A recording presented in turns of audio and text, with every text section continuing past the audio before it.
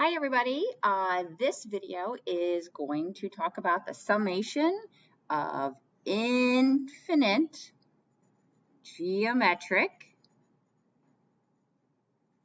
sequences. So, summation of these. So I have 4 examples that I would like to do. We're going to do them one at a time. So the first one is the summation from the first to the very last term, the infinite term, which we could never find, of the sequence defined by 3 times the r value of negative 2/3 to the n minus 1 power.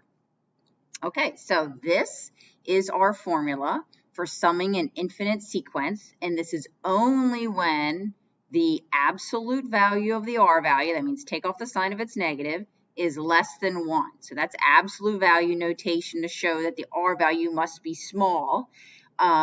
Or some of you may feel more comfortable saying the r value must be between -1 and +1 on your number line. Okay, so the 2 variables in that formula are a sub 1 and r. So if I look here, a sub 1, or the first term that you're adding up, can always be found by substituting in the lower index. So if I substitute a 1 in for n, 1 minus 1 is 0. Anything here to the 0 power is 1. 1 times 3 is 3. Or you can just type that in and replace the n with a 1 and you'll still get 3. The r value is what is in parentheses here, what's being multiplied by, and that is negative 2/3. So I have my 2 unknowns. So now I'm going to substitute those in. I'd like you to do these without a calculator. So you have the sum. We don't put any number down here. That means infinity. If you really want to put something there, you can put the infinite symbol. Equals 3/1 minus negative 2/3. Because it's 1 minus the r value. That gives you 3 over minus a negative is plus. So it's really 1 plus 2/3. Think of 1 as 3/3, so it has a common denominator. If you have 3/3 plus 2/3, you get 5/3. How do you divide by a fraction? Well, you multiply by its reciprocal. So you'd have 3 times 3/5. Multiplying fractions is no big deal. You just go straight across.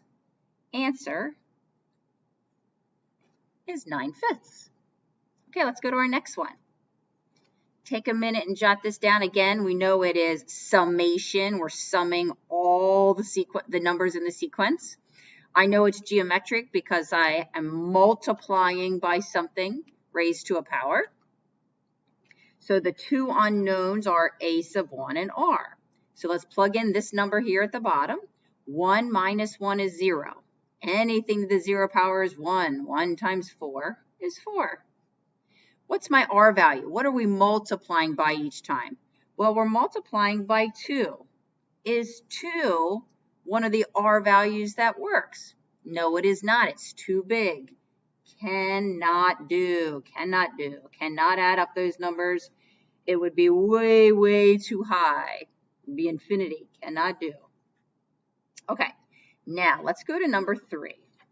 Number 3 is we have this repeating decimal, which maybe you remember from elementary school is the same as 2/3. So any decimal that goes on and on and on forever, and it's repeating, can be written as a fraction because it's considered rational. So I don't know if you remember this, but any fraction that goes forever that has a repeating pattern to it is considered rational, which means it's able to be written as a fraction. So let's look at this first. This first 6. What does it stand for? It stands for 6/10. The next 6 that's added on there is 6/100. The next 6, now we're 3 spots over, that's the 1,000th spot, and so forth. If you add up all those 6's, you would get that decimal, and it goes forever. You may also notice when you look at this that this is a geometric sequence that's being multiplied. Each term is being multiplied by 1/10. 6 times 1 is 6. 10 times 10 is 100. 6 times 1 is 6. 100 times 10 is 1,000. So that means we could use our new formula. The sum of this infinite sequence can be found by taking a sub 1 over 1 minus r. In this particular problem, that's why I like to take the decimal, and I'll write it as the fractions because then I can see everything. A sub 1 is 6/10, which again, you could reduce if you wanted to. I'm going to leave it like that for right now. The denominator is 1 minus r. What you're multiplying by each time is 1/10. And to be honest, to give you a little hint, if only one number is repeating, the r value will always be 1/10. So now I have 6/10 over, think of 1 as 10/10. In your mind, you want to think of this as 10/10 because then you can subtract here and they have a common denominator. 10/10 minus 1/10 is 9/10. How do you divide by a fraction? You multiply by its reciprocal. So you have 6/10 times 10/9. These guys cross out. Or you don't have to. You could go straight across if you want. You could even reduce the 6/9 here if you want. And it reduces to 2/3. If you went straight across, you would have had 60 over 90, which also reduces to 2/3. I could have divided a 3 into both of those since one's on top and one's on the bottom and it's all multiplication. Either way, you get 2/3, but your push should be try to do it without a calculator. All right, our last one here. This one's the tricky one. If I asked you what fraction is the same as 0.3454545454545 forever, you might not know. That's not one I remember memorizing when I was in school. So let me write it down here.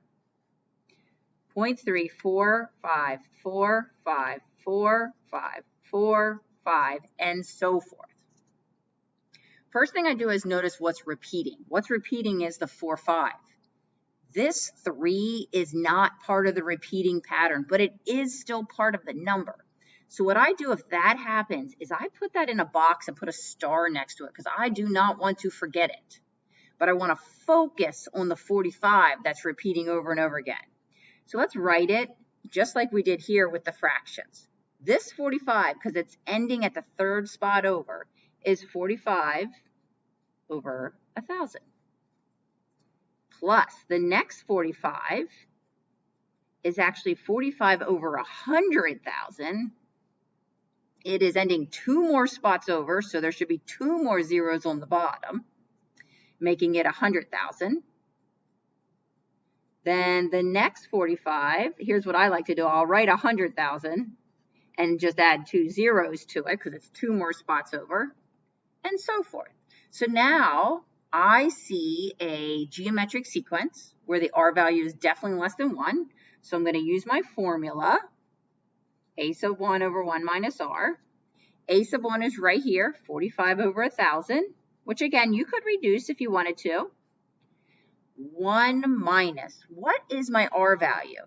Well, 45 times what is 45? Well, that's a 1. And 1,000 times what is 100,000? Well, if you add 2 zeros, you're actually multiplying by 100, and that's each time. And another thing to keep in mind is if there are 2 numbers repeating, the r value is always 1/100th.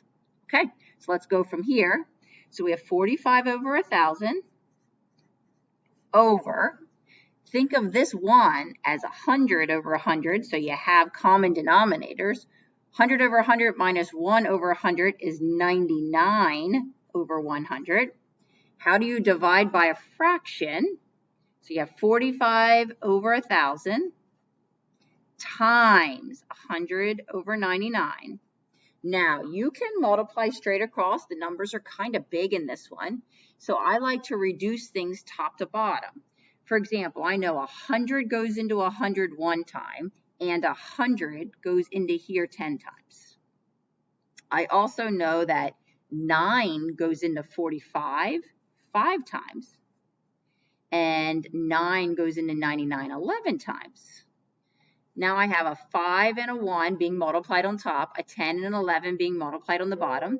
I could take 5 into 5 once and 5 into 10 twice, and now I'm multiplying straight across and the numbers are really small. 1 over 22. Okay, now, something to keep in mind, you don't have to do any of that. You could go straight across and say 4,500 over 99,000 and divide it like that. I just like to make my numbers small there. So let's look at our calculators and let's see if we were right. So I'm going to clear. Should have probably done this back at number 3. You can always turn on your calculator, put it all in. Like the first one was 0.6 repeating, just put a ton of 6's in. Math, frac, and it says 2/3. Good. Let's go to ours right here. 0.345454545454545. Math, frac. I bet it's going to say 1 over 22. Wait a minute, it doesn't. And why doesn't it? I hope one of you are thinking what I'm thinking. We still have 3/10 as part of it. We need to make sure we add that back in. So let me slide this down, and I'm going to add it on here. So when I did the repeating pattern, I got 1 over 22. 3/10 was part of the number. It just wasn't part of the repeating pattern, so I have to add that up. If I want to add fractions, I need a common denominator. The first number that I can think of that both 22 and 10 divide evenly into is 110. It's the least common multiple of those two. 22 times 5 is 110, so I'm going to multiply the top by 5. 1 times 5 is 5. 10 times what is 110? That's 11, so I'm going to have to multiply the top by 11. 3 times 11 is 33. I'm going to add those together now. 5 plus 33 is 38 over 110. That fraction can be reduced. Both of those numbers are divisible by 2. 38 divided by 2 is 19. 110 divided by 2 is 55. And that's what we got. I will be expecting you to be able to do these with a calculator.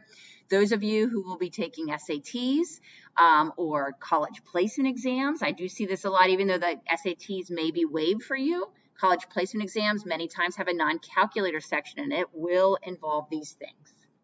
Okay, so those are your 4 examples on a geometric infinite sequence that you need to sum.